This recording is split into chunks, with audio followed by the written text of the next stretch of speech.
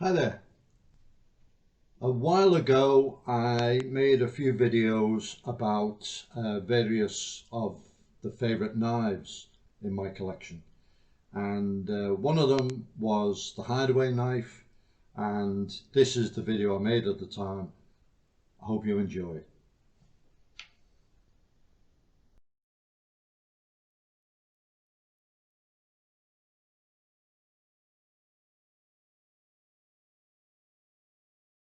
Hi there, welcome to this video series on tactical edge weapons. In it we're going to look at a few of the edge weapons that I consider to be the most significant, both fixed blades and folders. Hope you enjoy. In this video we're going to look at the Hideaway knife, the hack. Firstly, we'll look a little bit at the history of the knife, discuss why it was developed. Then we're going to look at some of the specific advantages of this particular design and what makes it a very, very special piece of equipment.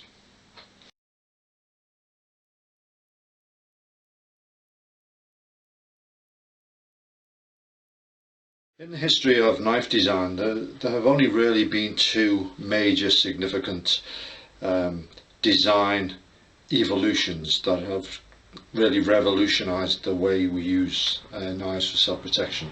The first one was the development of the tactical folder by Sal Glesser of Spyderco, and the second one is the one I want to talk about now. And it came about as the experiences of a young woman who suffered a violent confrontation, and as a result decided to attend to her self-protection training, firstly by going into pistol work with some leading instructors, getting a license and carrying a concealed carry firearm. She started posting and reading on one of the forums, self-defense forum, and primarily on the use of the pistol. But some of the guys there suggested to her that she needed to also go into the unarmed side, because sometimes you may need to fight to your pistol, etc. She disputed this because, having suffered male aggression, she never believed that she could defeat it unarmed. And then the subject of knives came up, and she saw the possibilities of carrying a self-protection knife. Because of her job, she wore an ID badge, swipe card, and she decided she wanted a knife that would fit behind that. And the guys all came up with different ideas, and the one design that they all suggested, or like a consensus, was this design, the La Griffe knife from Fred Perron, or there's a similar knife called a Bear Claw from Columbia River. And the idea of this is it's a very compact knife. It would fit behind the badge, and you've got this hole which makes retention very, very positive. The woman whose username was Frontsight liked the idea, but it kind of lit a spark in her mind, and she ran with it, and she came up with a different concept, and that was the concept of the capsule, which is the hole that goes over two fingers and locks the knife completely to the hand. And she went off with this design, and this became what's now the Hideaway knife. I was in at the beginning of the discussions, but I think I went overseas and I missed the conclusion of it. And when the knife appeared, there were two things. Firstly, I sort of just saw it as another compact knife, very similar to the Perron. Since I've got several of these already, I really paid a lot of attention. And secondly, it was a custom knife, and it didn't appear in the shops. You had to order it specifically for yourself, so I didn't immediately get hold of one. We'll continue the discussion we'll go on to the advantages of the Hideaway. It was as a result of a telephone conversation with Marcus Wynn. He brought up the subject of the Hideaway and went over the advantages of it. Now, one of the things that kind of passed me by on it is the way you can use it in combination with other essential tools. So if you're carrying a pistol, for example, quite often we use a flashlight in conjunction with a pistol in this manner.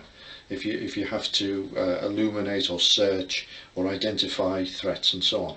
So you can use two of your tools together.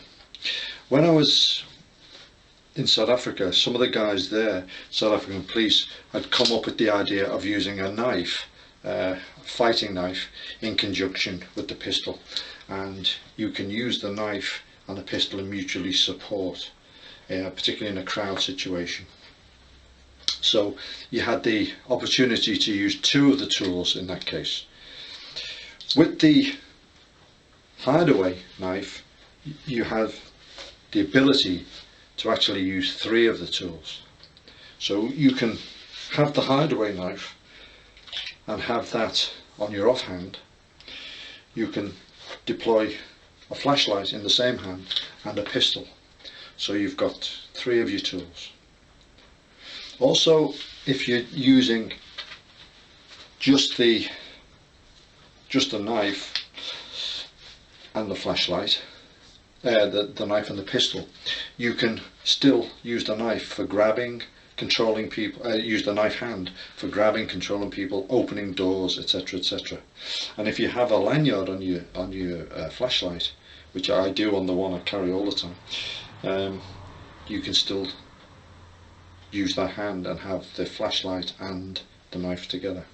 So I decided then I needed a Hideaway, and within a short time Frontsight had sent me a package. So Frontsight sent me a whole package of goodies, including many of the carry systems. I'll just demonstrate a couple of them on this short video. The first and my favourite, without a doubt, is the J-hook system, which clips onto the belt, and it's very stable and it's very accessible. As you can see, the knife comes out into a full grip. Now this is very important, that to get the most out of the Hideaway you need the knife to be positioned beyond the knuckles of the hand, and then if it's like this, even if you're knocked unconscious and the hand's open, you won't lose your knife. I've seen people explain that sometimes for speed it's necessary just to do that. That's incorrect, because it's not hard to get a full grip, as you can see, under speed, and we'll talk about that just now.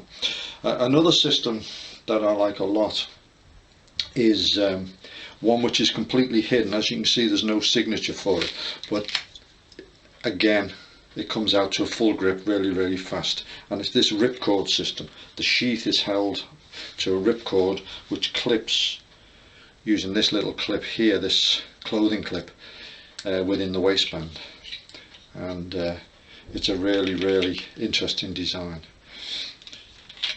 The knives themselves, this is one that is called the Midnight Straight. It's a custom design, and this one is the, I'll demonstrate it, is the utility knife, which is the cheap model, and to me this is every bit as good, and I actually would rather buy several of these than a couple of the more expensive knives, and I really do believe they do the job just as well.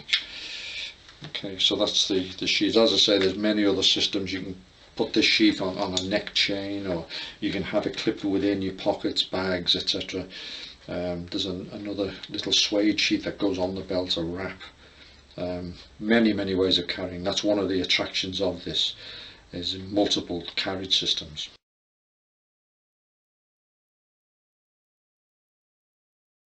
Start the time.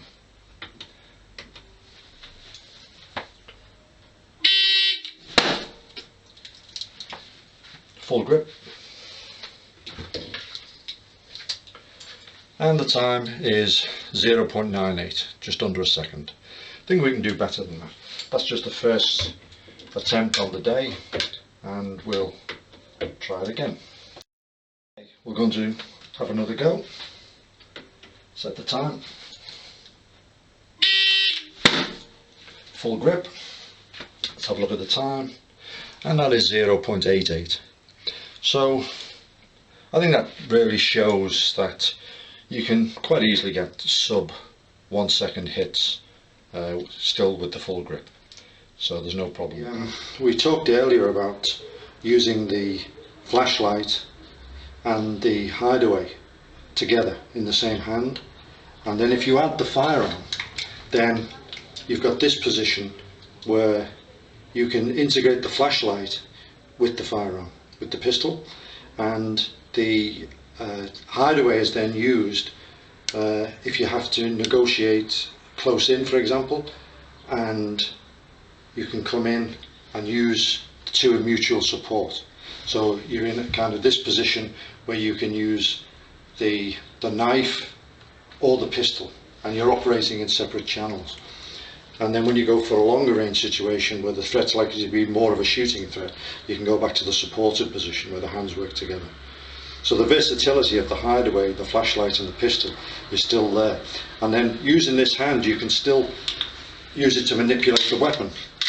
Anything you need to do, your hand is still available. So great concept.